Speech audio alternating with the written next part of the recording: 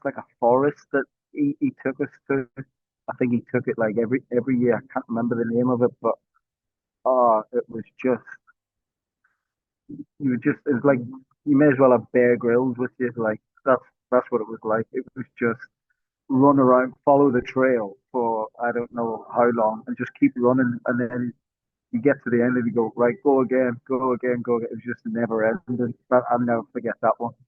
But yeah, it was.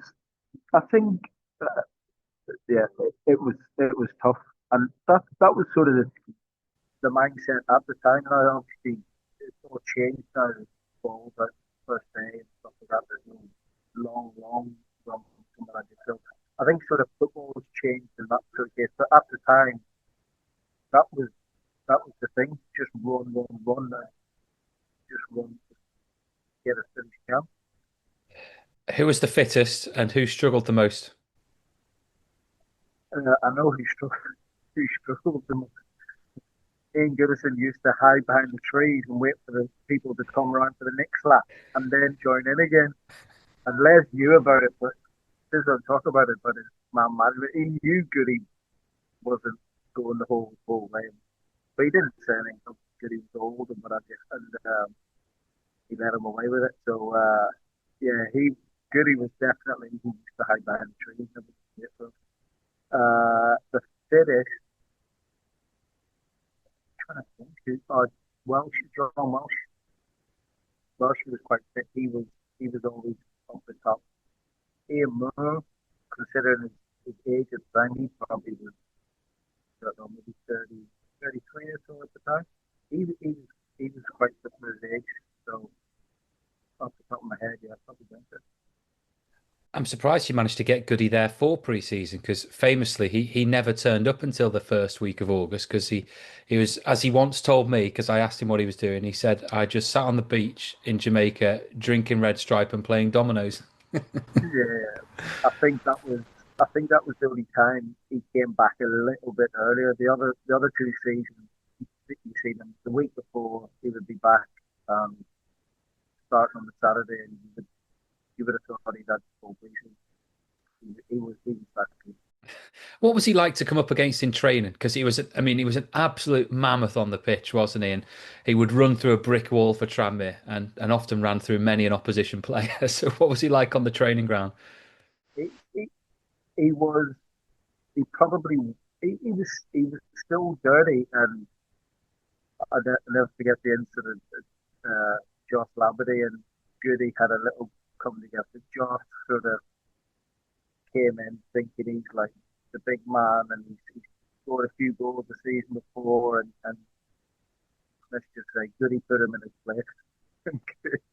And I'll never forget that they had a right tussle, and Blair had to get in the middle of it and everything. Uh, he was he was tough, and he was dirty as well. He would leave one on someone, but he knew what he was doing. If you know what I mean. Similar to what he was like in games where he'd come up and leave a knee in someone's back or something, or a little elbow like that. But it was good because it toughened you up, and you knew if he was coming around, you had to be careful.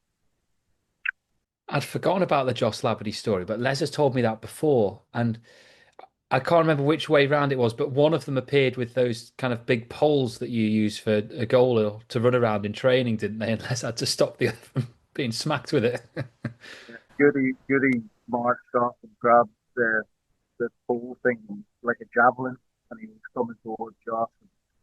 A couple of boys tried to get in the way and shoved them out the way. And I think only because it was Les, he things didn't escalate. So Josh Josh knew after that day that his position was the team.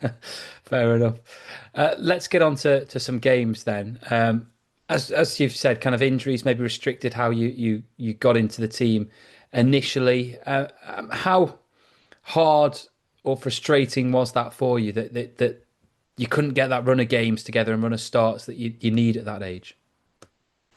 Yeah, obviously, don't quote me on anything because obviously it's so long ago. I'm trying to remember sort of how I felt and what have you. But I do remember the first year. like you said, through injuries, and even when I was fit, obviously we weren't winning every week and things, and I wasn't getting as much opportunity as I thought I deserved, or at least give me a chance. So I think it was a lot of it was frustration the first year. Like I said, up until towards the end of the season, where I did play a few games, but off the top of my mind, it was very frustrating. Through, like you say, not playing when we're getting beat. You're thinking, oh, you have to make changes, and there'll be times where I'm thinking, I deserve to play and play. So you just it's easier looking back now. I'm older and everything. It's easier to say just keep your head down and go and everything. So it was frustrating.